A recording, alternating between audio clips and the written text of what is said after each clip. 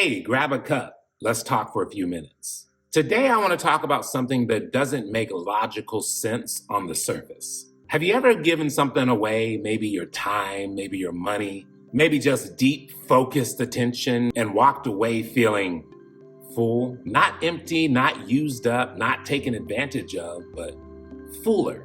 I know it goes against everything that the world teaches us. Because the culture says, protect your energy, hold on tight, you can't afford to lose. And sometimes that voice sounds right.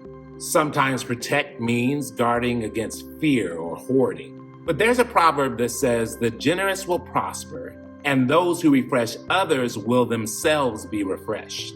I heard a story about a guy named Tim. Tim was stuck. His business had stalled, his energy was low, his confidence was starting to thin out. He was counting every resource. You ever been there? He had the mentality that he couldn't afford to give right now because he didn't have enough. Then one morning, this guy he barely knew called and asked for a favor. Side note, that's hilarious. Sometimes it's your family and friends that always need something, but for Tim, it was a random, someone he barely knew that was like, hey, can you come help me out? Tim's thinking, man, I don't even know you. What could you possibly want? But he wanted him to volunteer at this event. So Tim had meetings, he had emails, he had a mental checklist as to why he could not help. And he almost said no. But something told him to go, so he went. And he spent 5 hours at the event, painting, serving food, and just listening to people. On the ride home, something inside him began to shift. Not because of thanks, but because he began to immediately feel the ripple effect of a small, generous act. That night, Tim slept deeper than he had in months. The very next week, a tough conversation that he had been putting off began to move forward. 2 months later, a partnership that he wasn't even going for began to open up. Was it magic? Nah. Tim stumbled on a principle. What Tim was beginning to experience was a movement that started because he stopped protecting himself and started pouring out. And what he gave didn't diminish him, it actually realigned him. That's what we're unpacking today. And I don't have all the answers, but I've seen enough to know that generosity rearranges your heart, and honestly, it rewrites your future. So the first thing that we have to expose is the lie that if I give, I have less. Look, we live bombarded by scarcity messaging. Keep more, take more, protect your edge. That voice is loud, especially when the bills are due. The lie is simple. Giving subtracts, but the lie keeps you small. Whenever we live based on subtraction, everything becomes a calculation. You become conservative with your own life. You say no to invitations that could stretch you. You miss the entire ripple effect of influence that you were born to create. And so the reframe that we need to adopt is that giving is not subtraction, it's circulation. When you pour out, you make space for flow. When you hoard, you create stagnation. So be honest with me for a second. What scarcity story are you currently living that keeps you withholding? And here's a quick challenge. Name one small thing that you could give away this week that challenges the fear of running out voice. The principle that Tim stumbled upon is the law of the farm, where what you give actually comes back. But it doesn't come back in the same amount that you give. If you plant an apple seed, you don't get an apple seed back, you get a tree. And I need to be clear, sometimes it's not immediate. In fact, a lot of times it's not immediate. But the principle at work is release invites return. When you give kindness, kindness often comes back to you. When you sow resources, you give a signal to the world, and most importantly to your identity, that you're a giver and not a hoarder. But here's the crucial nuance. The return doesn't always look like you imagined. You might not get money back from the exact same person that you helped. So rather than being so focused on them, we need to focus on rewiring our internal thermostat from lack to abundance. Think about this. Where have you expected a return in your giving and left disappointed? And how might that disappointment have hardened your heart a little bit? And you might be watching me saying, man, I gave and they took advantage of me. Been there, done that, bought the Mission Growth t-shirt, hoodie. Plenty of us were generous and got burned, so to speak. So we learn to build walls of protection. But here's the wisdom. Never mistake a wound for the whole truth.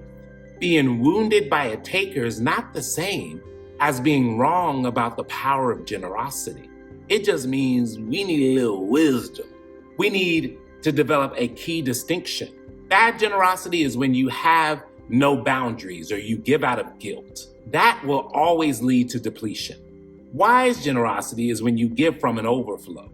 And I'm not talking about physical overflow. I'm talking about the abundance mindset, the mindset that there's more than enough. Wise generosity is intentional and it is aligned with your values. That leads to multiplication. And here's a practical filter. Before you give anything, ask yourself, am I giving from the overflow mindset or from the obligation mindset? Is this aligned with my current values in this season? Will this give move someone forward, or is it enabling a pattern? Think back to a time where you gave and you felt taken advantage of. What boundary in the moment could have protected you without stopping the act of generosity? Generosity is a mindset, not a bank account. It's larger than money. In fact, I would submit that you actually do not even need a bank account to be generous. The most transformational acts are often non-financial. An hour of true listening presence when someone needs to be heard. A referral that lifts a friend's small business. A note that changes a person's entire day. This creates massive identity shifts in both you and in the receiver. I remember reading how a single message of belief from a stranger, just a message, kept a young artist making art throughout a season of doubt. The artist later created work that helped thousands of people. The original act cost almost nothing but time, and yet it changed the person's entire trajectory. So what non-monetary generosity can you give today that genuinely aligns with your gifts? All right, my cup's almost gone, so let's finish by talking about the spiritual architecture of this. An open hand creates capacity. A closed fist cannot receive.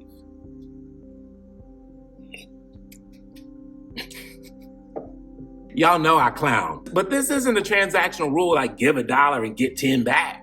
It's about posture, the posture of trust. When you live with hands open, you demonstrate trust in the future, trust in provision, trust in your purpose. You give because you believe there is more, not just for you, but for others as well.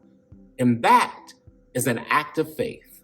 I love the simple truth that you cannot outgive the source that made you. So what would it look like for you to operate from a posture of trust instead of a posture of fear? Here's the final beautiful invitation. Giving doesn't leave you empty.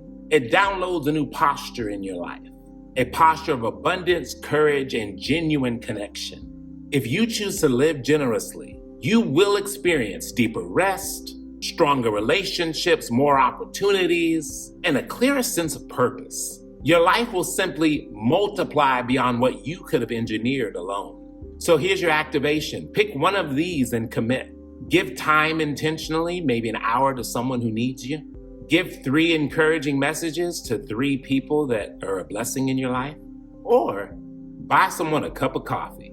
Say this out loud after me. I give because I am not empty. I give because I am a conduit of blessing. And if you're ready to step into this with me, go ahead and drop in the comments, giving multiplies me. Because the generous will prosper, not because of a shallow promise, but because generosity truly rewires your identity, rearranges your future, and reconnects you to the powerful life that you were meant to grow into. Always remember that growth is a journey. It's not a destination. I'm in it with you. I'll see you on the next one.